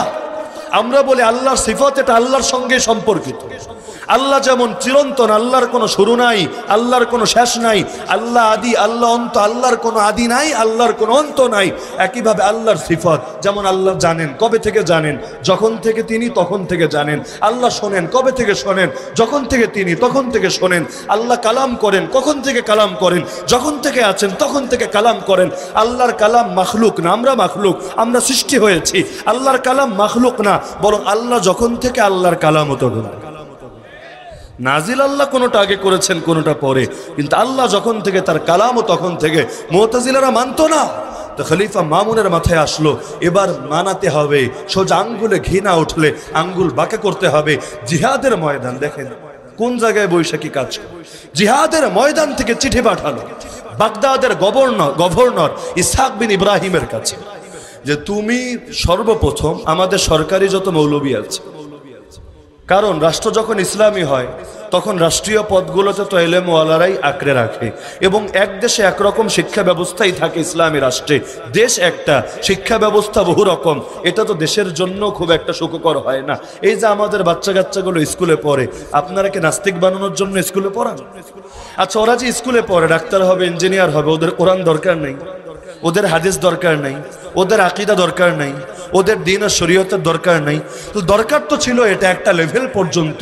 ওরাও কোরআন পড়বে, ওরাও সুন্নাহ পড়বে, ওরাও কোরআন তেলাওয়াত শিখবে, ওরাও ইসলামী আদব কায়দা শিখবে। একটা লেভেল পর্যন্ত আমরাও ইংলিশ শিখবো, অঙ্ক শিখবো। আমাদের মাদ্রাসাগুলো তো শেখায় আলহামদুলিল্লাহ, কিন্তু ওরা তো এই কাজটা করতে পারলো না। এসএসসি পাশ করেও নিজের বাপের জানাজাটা নিজে পড়াতে পারে। তো এখন প্রথম প্রস্তাব দিল সব সরকারি মৌলবীরে ডেকে এনে বলবে, তোরা কি মানুষ কিনা যে কোরআন মাখলুক, আল্লাহ সৃষ্টি করছে, আল্লাহর সিফত বলতে কিচ্ছু নাই, আল্লাহ সিফত নাই, আল্লাহ এক, যদি মানি আল্লাহ সিফত আছে, আল্লাহ অনেক হয়ে যায়, নাউযুবিল্লাহি মিন যালিক। তো তোদের মানা লাগবে কোরআন এটা আল্লাহ বানাইছে, আল্লাহ সৃষ্টি করছে, আল্লাহ এটা তৈরি করেছে, এটা আল্লাহর কালাম, মানে আল্লাহর একটা গুণ, এটা তোরা মানবি না। তো এখন সবাইরা ডাকলো এক এক করে, বিশেষভাবে বিচারক যারা ছিল, অন্যান্য পদে যারা ছিল। তো এখন জানে সবাই খলিফা মামুনের রাগ কি পরিমাণে। অনেকে ভয়ের ঠেলাই, ভিতরে ভিতরে মানে না, ভয়ের ঠেলাই বললো হ্যাঁ হ্যাঁ ঠিক আছে, কোরআন মাখলুক, আমরা মাইনা নিলাম। এরপরও তার জিদ মিটলো না, তার মাথায় আসলো খালি সরকারি মৌলবীরা মানলে হবে না, হক তো কায়েম করতে হবে, অন্য নজরে তো সেটাই হক। সে বলল বেসরকারি মৌলবীও যেই কয়টা আছে, দেশে যত হুজুর আছে, মোল্লা মুন্সি আছে, সবাইরে ধরে এনে একজন একজন করে স্বীকারোক্তি নিবা, তোমরা কি হক মানো না বাতিল মানো, তোমরা কি কোরআন রে আল্লাহর তৈরি করো বলো না আল্লাহর সিফাত আল্লাহর গুণ বলো। একজন একজন করে আনতে লাগলো, ভয়ে ভয়ে সবাই একে একে ঈমান হারাতে লাগলো। বাস্তবে দিলের মধ্যে ঈমান লুকায় রাখলে রাখুক, কিন্তু মানুষের সামনে আকীদা বরবাদ হয়ে যেতে লাগলো। হাতে গোনা মাত্র 4 জন মানুষ এমন থাকলো যারা তার সঙ্গে একমত হলো না।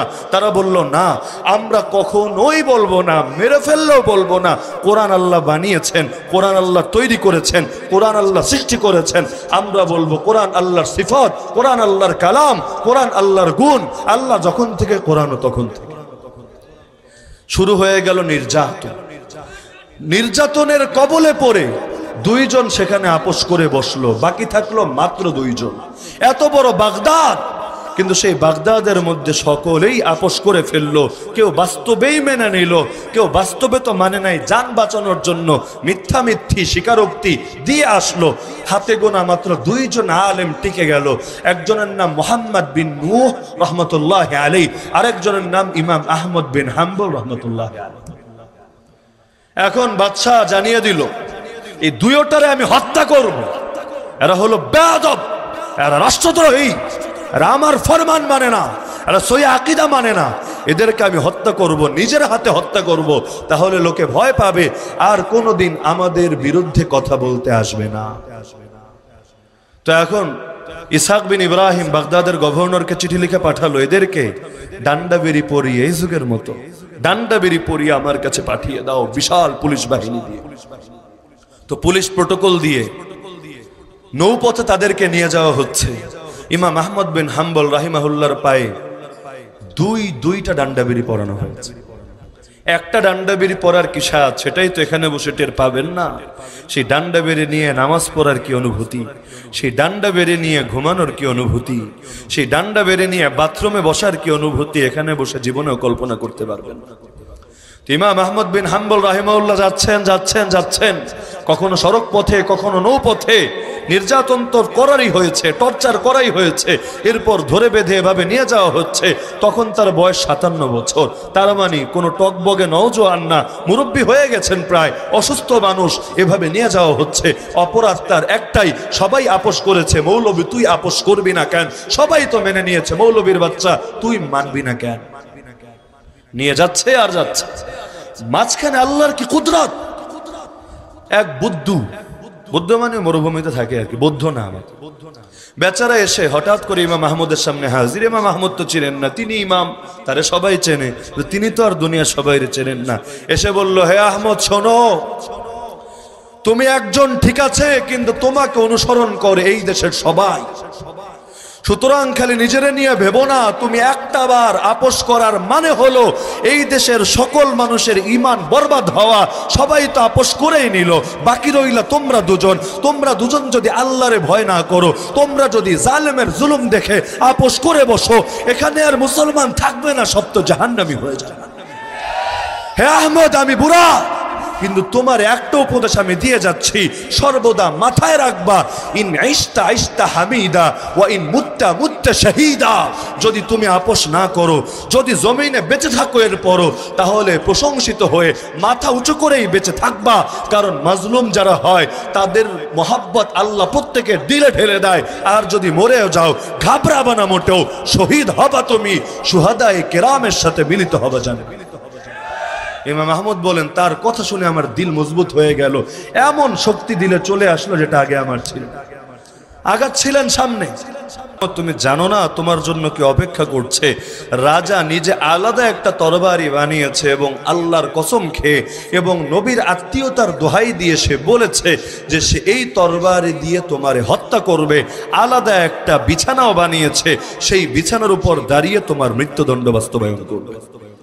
ইমাম আহমদ বিন হাম্বল রাহিমাহুল্লাহ দিলে বড় কষ্ট আসলো, হাত দুটো তুলে দিলেন রবের কাছে, বললেন ইয়া আল্লাহ, তোমার দ্বীনের পক্ষে থাকার কারণে, সই আকীদার পক্ষে থাকার কারণে আজ জালেমরা আমার সঙ্গে জঘন্য আচরণ করছে, আজ আমার সঙ্গে বেয়াদবি করছে। আয় আল্লাহ, বাস্তবে যদি আমার আকীদা সহি হয়ে থাকে, তোমার কোরআন মাখলুক না বরং তোমার সিফাত, তোমার কালাম হয়ে থাকে, তাহলে আল্লাহুম্মা কফিনিহি বিমা শিতা, আয় আল্লাহ তুমি আমার জন্য যথেষ্ট হয়ে যাও, তুমি ওর ব্যাপারে যেই ফয়সালা ইচ্ছা সেই ফয়সালা করে দাও। রাস্তায় যাচ্ছেন উভয়, এবার তিনি আর মুহাম্মদ বিন নূহ উভয় বন্দী। কিন্তু হঠাৎ করে খবর আসলো খলিফা মামুন আকস্মিকভাবে ইন্তেকাল করেছে। এবার খলিফা যেহেতু ইন্তেকাল করেছেই, সুতরাং তাদেরকে তো আর সেখানে যুদ্ধের ময়দানে তরসুস সেই জায়গায় নিয়ে গিয়ে লাভ নেই। এবার জানিয়ে দেওয়া হলো ঠিক আছে, বাগদাদে নিয়ে আবার জেলখানায় ফেলে রাখো, আপাতত ওদেরকে এখানে আনার কোনো দরকার নাই। ফেরার পথে সেই জামানার সফরও তো আর এত সহজ ছিল না, এই জামানার প্রিজন ভ্যানের সফর এত সহজ না, ওই জামানও তো আরো কঠিন। ফেরার পথেই এই দুইজনের একজন মুহাম্মদ বিন নূহ রাহমাতুল্লাহি আলাইহি সফরের ধকল সইতে না পেরে সেখানেই ইন্তেকাল করলেন। বাকি রইলেন একজন ইমাম আহমদ বিন হাম্বল। তাকে এনে ছোট্ট একটা খুপরি, এই যুগে যেগুলোর সেল বলে আর কি, জেলের ভেতর জেল, তার নাম সেল, ছোট্ট একটা সেলের মধ্যে তাকে ফেলে রাখা হলো। আলো নাই, বাতাস নাই, অন্য কোনো বন্দী নাই, এই মুরব্বী আলেমের খেদমত করারও কেউ নাই। তিনিও প্রচন্ড রকম অসুস্থ হয়ে গেলেন, মনে হচ্ছিল তিনিও মনে হয় বাঁচবেন না। সেখান থেকে বের করে এরপর অন্যান্য বন্দীদের সঙ্গে রাখা হলো। কিন্তু এখনো জুলুমের সিলসিলা শেষ হয় নাই। খলিফা মামুন তো মরেছে, কিন্তু তার ছেলে খলিফা না হয়ে মরার আগে সে নিজের ভাইরে খলিফা বানিয়ে গিয়েছে। ইতিহাস যাকে খলিফা মুতাসিম বিল্লাহ নামে চেনে, সেই খলিফা মুতাসিমকে উপদেশ দিয়েছে, দেখো আমি তো সহি আকীদার খেদমত শেষ করে যেতে পারি নাই, তুমি বাকিটা করো, যারা এটা মানবে না ওদেরকে ভালো রকম নিধন করো। খলিফা গদিতে বসেই এবার তো তার মাথায় এসেছে, হ্যাঁ সবাই তো শেষ, দুইজন ছিল, দুইজনের একজনও শেষ, এবার বাকি আহমদ বিন হাম্বল, ওরে শায়েস্তা করতে পারলেই মিশন সম্পন্ন। ডেকে নিয়ে আসলো ইমাম আহমদকে, কিন্তু তার দিলে একটু ভয় ছিল, একজন মুরব্বী আলেমের সাথে বেয়াদবি করবে, পরিণতি তার কি হবে। কিন্তু সব জায়গায়, সব দরবারই কিছু মোল্লা ফয়েজি আর আবুল ফয়েজ থাকে। তারে ফুসলানোর জন্য এক অনেক বড় ব্যক্তিত্বের এক বলদ সন্তান, এক শয়তান সন্তান ছিল ইমাম আবু দাউদ। চেনেন না সবাই? এত বড় ইমাম, কিন্তু তার ছেলেটা ছিল বড় ফালতু। এই ছেলের কারণে ইসলামী আকীদার অনেক ক্ষতি হয়েছে। ইবনু আবি দাউদ নামে ইতিহাস যারা স্মরণ করে, এই ইবনু আবি দাউদ আর বিশর আল মুরাইসি, এই দুই শয়তান মিলে এবার কান পরা দিল, দেখেন যদি আপনারা এর ছেড়ে দেন তাহলে আপনারা তো পরাজিত হলেন, বাতিল আকীদা জয়ী হয়ে গেল। এবার সে শুনে ভাবলো, হ্যাঁ আসলেই তো, লোকে কি বলবে যে আমি এভাবে হেরে গেলাম, আর এই মোল্লা জিতে গেল, মোল্লারে ছেড়ে দিলে মানুষ তো বলা বলি করবে। তিনি বললেন ঠিক আছে তাহলে খুন করবো এবার এটাকে। ইমাম আহমদ শুনে বললেন, আচ্ছা আমাকে একটা কথার জবাব দেন, নবী বলেছেন লা ইয়াহিল্লু দামু ইমরিইন মুসলিমিন ইয়াশহাদু আল্লা ইলাহা ইল্লাল্লাহ ওয়া আন্নী রাসূলুল্লাহ ইল্লা বিইহদা সালাস, কোন মুসলমান যে তাওহীদ আর রিসালাতের সাক্ষ্য দেয় তার রক্ত হালাল হয় না তিন অপরাধের কোনো একটা না করলে। এক নম্বর হলো সে বিবাহিত হয়ে যদি জিনা করে তার রক্ত হালাল হয়, তাকে মৃত্যুদণ্ড দিতে হয়। দুই নম্বরে সে যদি মুরতাদ হয়ে যায় তাহলে তাকে সেই ক্ষেত্রে হত্যা করা যায়। তো এইরকম তিনটা অপরাধের কথা নবী বলেছেন। আমার ব্যাপারে বলেন যে আমি কোনটা করেছি? আমি বিবাহিত অবস্থায় জিনাও করি নাই, আমি কাউকে খুনও করি নাই যে হত্যার বদলে হত্যা করবেন, আর আমি মুরতাদ হয়ে যাই নাই যে আমাকে মৃত্যুদণ্ড দিবেন, তাহলে কিসের ভিত্তিতে আমাকে হত্যা করবেন? এটা শুনে খলিফার মন আবার নরম হয়ে গেল। তিনি বললেন ঠিক আছে তাহলে যান, আপনারা ছেড়ে দিলাম। আবার ইবনু আবি দাউদ বলল, না আপনি ছাড়লে লোকে কথা বলবে যে এই বুইররা ইমাম আহমদ দুই খলিফারে পরাজিত করেছে। দুই খলিফা মিলে তার কিছু করতে পারে নাই। এটা শুনে আবার জিদ মাথায় চাপলো।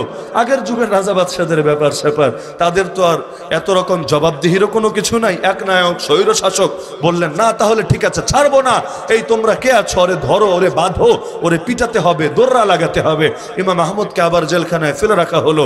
রমজানের মধ্যে একদিন তারে বের করে আনা হলো। দুইটা জল্লাদ আনা হলো পিটানোর জন্য। একজন মারে, 6টা 7টা বাড়ি দেয়, সে সরে যায়। আরেকজন মারে, বাড়ি দেয়, সে ক্লান্ত হলে সে সরে যায়, আরেকজন বাড়ি দেয়। খলিফা দাঁড়িয়ে দাঁড়িয়ে তামাশা দেখে আর বলে, আল্লাহ তোদের হাতগুলো কেটে ফেলুক, তোদের হাতে কি শক্তি নাই? আরো মার, আরো জোরে মার। এক পর্যায়ে তার গা থেকে সব জামা কাপড় খুলে ফেললো, শুধু পরনের লুঙ্গিটা তার গায়ে রইল। মারতে মারতে মারতে তিনি যখন একেবারে অচেতন হয়ে পড়ে গেলেন, তখন ধরাধরি করে তাকে বাড়িতে রেখে আসলো। কিন্তু অবস্থা এমন ছিল, তিনি চলতেও পারেন না, উঠতেও পারেন না, কোথাও যেতেও পারেন না, একেবারে মাজুর হয়ে গেলেন তিনি। কিন্তু আল্লাহর কি কুদরত, এই খলিফার শাসনও বেশি দিন স্থায়ী হলো না, সেও মরে গেল। কিন্তু তাতে কি, এর পরে আরেকজন আসলো, খলিফা ওয়াসিক বিল্লাহ। তিনজন খলিফা মিলে যার উপর জুলুম করেছে তিনি হলেন ইমাম আহমদ। খলিফা ওয়াসিকও এসে একই মিশন নিয়ে নামলো, এই আহমদ রে মারতে হবে, ওরে যতদিন রাখবে ততদিন পর্যন্ত ফিতনার বীজ বাকি থাকবে। কিন্তু জানে মেরে ফেলার চাইতে আপোষ করানো সহজ। যদি হাত মিলিয়ে ফেলে, যদি স্বাক্ষর দিয়ে বসে, তাহলে তার ফ্যাসিলিটিস দিতেও সমস্যা নাই, তাকে সব কিছু বিলিয়ে দিতেও সমস্যা নাই। কিন্তু মেরে ফেললে কিছু লোক বিদ্রোহী হবে, কিন্তু আপোষ করে নিলে তো এর অনুসারীরাও আমাদের পক্ষে চলে আসবে। ইমাম আহমদের উপর আবার শুরু হলো নির্যাতন। কিন্তু খলিফা ওয়াসিক বিল্লাহর টাইমে ইমাম আহমদ রাহিমাহুল্লাহ চলে গেলেন আত্মগোপনে তার এক শাগিরদের বাসায়। এবার চারদিকে খোঁজে, কোথাও আর খুঁজে পায় না। আত্মগোপনে থাকাও তো সুন্নাত, পেটে পাথর বাঁধাও যেমন সুন্নাত। আমার নবী আত্মগোপনে থাকেন নাই। মক্কা থেকে মদিনা যাওয়ার সময় 3 দিন গুহায় কাটান নাই। 3 দিন গুহায় কাটিয়েছেন, এর মানে তো এটা না যে 4 দিন কাটানো যাবে না। মূল মাসালা যখন প্রমাণিত হয়, দিন তখন ফেক্টর না। তিনি খলিফা ওয়াসিক বিল্লাহর পুরো টাইমেই আত্মগোপনে থাকলেন, লুকিয়ে লুকিয়ে থাকলেন। কিন্তু আল্লাহর কুদরত, যে খলিফা ওয়াসিক বিল্লাহ শেষ জীবনে এসে হেদায়েত পেল, তারপরে যে খলিফারা এসেছিল তারা আর আকীদার উপর থাকে নাই। যে খলিফা ওয়াসিক বিল্লাহ হেদায়েত পেয়েছিল, আরেকজন আলেমের দৃঢ়তা দেখে আরেক আলেমকে তার অপরাধের কারণে, একই অপরাধ, আকীদার অপরাধের কারণে জিনজির দিয়ে বেঁধে খলিফার সামনে এনে হাজির করা হলো। তিনি এসে সালাম দিলেন, আসসালামু আলাইকুম ওয়া রাহমাতুল্লাহ। খলিফা বললেন, লা সাল্লামাকাল্লাহ ওয়ালা আলাইকা সালামুল্লাহ, তোর উপর আল্লাহর কোনো সালাম না, আল্লাহ তোরে শান্তিতে না রাখুক। তিনি দিলেন সালাম, জবাব না দিয়ে দিল আরো বদদুয়া। এবার সেই মুরব্বী আলেম, আরে আলেমরা মুরব্বী হলে কি হয়, দিলের মধ্যে ঈমান তো আরো জোয়ান। হাতে হাত করা আর পায়ে জিঞ্জির পরালে ভিতরের ঈমানের গলায় তো আর কিছু পরানো যায় না। শরীর যত দুর্বল হয়, আল্লাহর জন্য যদি হয়, দিল তত সবল হয়। না হলে রোজার 1 নম্বর উপকারিতা আল্লাহ কেন বলবেন, লাআল্লাকুম তাত্তাকুন, দিলের মধ্যে তাকওয়া হবে, তোমরা আল্লাহ ভীরু হতে পারবা।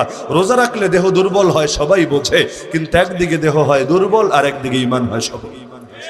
তিনি এবার তার সামনে বাড়িয়ে বললেন, খলিফা শোনো, যে তোমারে আদব কায়দা শিখিয়েছে সে তোমারে ভালো আদব কায়দা শেখায় নাই। সবাই জানতো খলিফা ওয়াসিকের উস্তাদ হলো সেই ইবনে আবি দাউদ।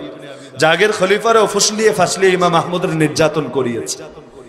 এখন সে পাশেই দাঁড়ানো, নাম নিয়ে তো বলতে পারছে না, ইঙ্গিত করে বলে দিল, তোমারে যে আদব শিখিয়েছে, ইন্নাল্লাযী আদ্দাবাকা মা আহসানা তা'দীবাকা, সে তোমারে ভালো আদব শিখায় নাই। খলিফা বলল, কি এত বড় কথা, ভালো আদব শিখায় নাই মানি? বলল, আল্লাহ নিজে বলেছেন, ওয়াইদা হুইয়িতুম বিতাহিয়্যা ফাহাইয়ু বিআহসানা মিনহা আও রুদ্দুহা, যখন তোমাদেরকে সালাম দেওয়া হয় তখন অন্তত হয়তো ততটুকু দিয়া জবাব দিবা, অথবা এর চাইতে আরেকটু উত্তম ভাবে জবাব দিবা। আসসালামু আলাইকুম বললে আরেকটু উত্তম ভাবে বলো, ওয়া আলাইকুমুস সালাম ওয়া রাহমাতুল্লাহ। যদি বলে আসসালামু আলাইকুম ওয়া রাহমাতুল্লাহ, আরো সুন্দর করে জবাব দাও, ওয়া আলাইকুমুস সালাম ওয়া রাহমাতুল্লাহি ওয়া বারাকাতুহু। পারলে বাড়ায় দাও, সুন্দর করে দাও, না পারলে অন্তত যতটুকু বলেছে ততটুকু বলো। কিন্তু আমি বললাম কি আর তুমি বললা কি? এবার খলিফা বুঝতে পেরেছে যে তার আসলে একটা ভুল হয়ে গেছে। এবার বলল, উস্তাদ জি ইবনে আবি দাউদ, আপনি ওর সাথে কথা বলেন তো, এই মোল্লার সমস্যা কি? কেন সে কোরআনকে, আল্লাহর তৈরি, আল্লাহর সৃষ্টি মানবে না? এবার ইবনে আবি দাউদ ভাবসাব নিয়ে, দরবারি মৌলবীদের ভাবসাব বলে কথা, জিজ্ঞেস করলো, কিরে বুইরা, তুই কোরআনের ব্যাপারে কি বলিস রে? কোরআন আল্লাহ বালায় নাই, কোরআন আল্লাহর সৃষ্টি করেন নাই? সে বলল, এটা তো কোনো আদব হলো না, প্রশ্ন না আমি করবো তোমার। আচ্ছা, মা আনসাফতানি, আমার লগে ইনসাফ করলে না, আগে আমারে কথা বলতে দাও। আচ্ছা ঠিক আছে, কি বলবি বইরা বল। আচ্ছা তুই কি বলিস? মা তাকুলু আনতা ফিল কোরআন, কোরআনের ব্যাপারে তোর অভিমত কি, তুই কি বলিস? সে বলল আমি বলি কোরআন হলো আল্লাহর তৈরি, কোরআন মাখলুক, এটা আল্লাহ সৃষ্টি করেছেন, আল্লাহ তৈরি করেছেন, এটা আল্লাহর সিফত না, আল্লাহর কালাম। বুড়া বললেন আচ্ছা ঠিক আছে, এই যে তুই যে কথাটা বললি এটার পক্ষে কোনো আয়াত দেখাতে পারবি, কোনো হাদিস দেখাতে পারবি? ইমাম আহমদেরও কিন্তু যুক্তি একটাই ছিল, যতবার তারে প্রশ্ন করেছে তিনি খালি একটাই বলেছেন, আয়াত দেখাও হাদিস দেখাও মেনে নিব। কিন্তু এরা আয়াত দেখায় না, হাদিস দেখায় না, এরা ফিলোসফি দেখায়, এরা অ্যারিস্টটল, এরা অমুকের বক্তব্য তমুকের বক্তব্য, ওগুলো টেনে টেনে দেখায়। মূলত এই শয়তানি আকীদা শুরু করেছিল খ্রিস্টানরা। ইউহন্নার নাম শুনেছেন যারা খ্রিস্টবাদ নিয়ে পড়াশোনা আছে, ইউহন্না, এই ইউহন্না মূলত তার থেকে এসেছে এই ধারার আকীদা। কেন? তারা ঈসা নবীকে বলে ওয়ার্ড অফ গড, আল্লাহর কালাম, আল্লাহর কালাম। তো এখন কোরআনকেও যদি বলে আল্লাহর কালাম, ঈসা নবী ছোট হয়ে যায়।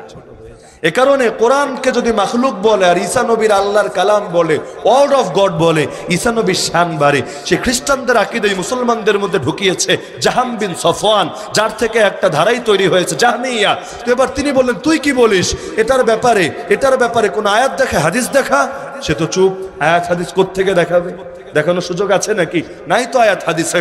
ইমাম আহমদরেও জিজ্ঞেস করেছিল এই ইবনে আবি দাউদ যে তুই যে মানিস কোরআন আল্লাহর কালাম, তোর দলিল কি? তিনি আয়াত দেখিয়েছেন, ফাজিরহু হাত্তা ইয়াসমা কালাম আল্লাহ, ইয়াসিন ওয়াল কুরআনিল হাকিম লা ওয়াল কুরআনিল মাখলুক, আর রহমান আল্লামাল কুরআন খালাকাল ইনসান লা খালাকাল কুরআন। লম্বা আলোচনায় যাব না। ইমাম আহমদ দিয়েছেন দলিল, ওরা দিয়েছে যুক্তি, এখানে এসে একই পেছে। সে তো জবাব দিতে পারছে না। বলল আচ্ছা ঠিক আছে, এবার এই কথাটা বল, তুই যে আকীদার কথা বললি এটা নবী জানতো কিনা, আবু বকর জানতো কিনা, ওমর জানতো কিনা? সে বলল না, জানতো না। কারণ যদি বলে জানতো তো দলিল কই? তো জানতো না। তিনি বললেন আরে ইবনে আবি দাউদ, যে আকীদা নবী জানলো না, আবু বকর জানলো না, ওমর জানলো না, 2 পয়সার ইবনে আবি দাউদ জেনে ফেললো। সে বলল না থুক্কু, জানতো জানতো। আচ্ছা জানতো ভালো কথা, কিন্তু তারা কখনো মানুষকে এটা বলতে বাধ্য করেছে, প্রেসার দিয়ে এটা আদায় করেছে, এমন কোন দলিল আছে? বললো না, এমন কোন দলিল তো নাই। আচ্ছা তাহলে জানার পরও যদি রাসূল চুপ থাকতে পারে, আবু বকর চুপ থাকতে পারে, ওমর চুপ থাকতে পারে, অন্যদের উপর জুলুম না করে, অন্যদেরকে প্রেসার ক্রিয়েট করে মানতে বাধ্য না করে, তুই কি আবু বকরের চাইতে বড় হয়ে গেলি, ওমরের চাইতে বড় হয়ে গেলি, নবীর চাইতে বড় হয়ে গেলি? তারা চুপ থাকতে পারলো, তুই চুপ থাকতে পারলি না, তুই কি তাদের চাইতে নিজেরে বড় মনে করিস? এবার আর কি জবাব দিবে? চুপ, পুরাই চুপ। খলিফার টনক নড়ে গেল। আসলেই তো, আমি তো এতকাল ধোকায় ছিলাম, বিভ্রান্তিতে ছিলাম। খলিফা ঘরে চলে গেল, একা একা চিন্তা করতে লাগলো। এক আলেমের দৃঢ়তার কারণে আল্লাহ তার হৃদয়ের দুয়ার খুলে দিল। আলহামদুলিল্লাহ, এই যুগেও হয়। হাতে হ্যান্ডকাপ পরিয়ে টেবিলের সামনে বসিয়ে কথা বলতে এসে, ঝাড়তে এসে অনেকে হেদায়েত কবুল করে ফেলে। কিন্তু জরুরত হলো দৃঢ় থাকা। হকের উপর থাকবো, হকের উপর থাকতে গেলে যত বাধা আসে সব বাধা সইব, প্রয়োজনে হাসি মুখে জান দিব। আর আনাস বিন নজরের মতো এক হাত দিয়ে রক্ত মুছবো আর মুখ দিয়ে চিৎকার করে বলবো ফুস্তু রব্বিল কাবা, কাবার রবের কসম আমার জীবন কাজে লেগে গেছে। কিন্তু বাতিলের সাথে আপোষ করব না, ঈমানকে বিক্রি করব না। আর আল্লাহর জমিনে যতদিন বাঁচবো হক নিয়ে বাঁচবো, যখন মরবো হক নিয়ে মরবো, কিয়ামতের দিন রবের সামনে হক নিয়ে দণ্ডায়মান হব। এই সমস্ত কারণে এই একটা দল হলেও এই দায়িত্ব নিয়ে জমিনের বুকে তো চলা দরকার। সেই দল কারা হবে? মানুষের পক্ষে তো সম্ভব না। তারা তো দায় আমাদের কাছে চাপিয়ে আল্লাহর সামনে সাধু সেজে বসবে। এখন আমরা তো আছি এমন এক বিপদে যে একদিকে আল্লাহ, একদিকে বান্দা। আল্লাহ খুশি তো বান্দা বেজার, বান্দা খুশি তো আল্লাহ বেজার। আপনারাই বলেন এখন আমরা কারে খুশি করব? কারে খুশি করব?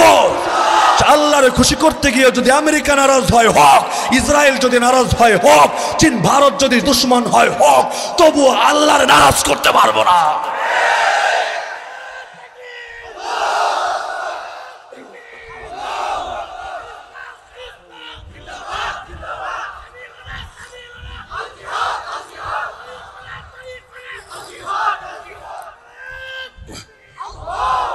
তো হকের উপর দৃঢ় থাকার এই দাওয়াত দিয়ে সকল নবী রাসূল সাহাবী তাবেঈ তবে তাবেঈ আইম্মায়ে মুস্তাহিদিন আকাবিরিন উম্মত সালাফে সালেহিনের পথের উপর অটল এবং অবিচল থাকার আহ্বান জানিয়ে আলোচনা এখানে শেষ করছি।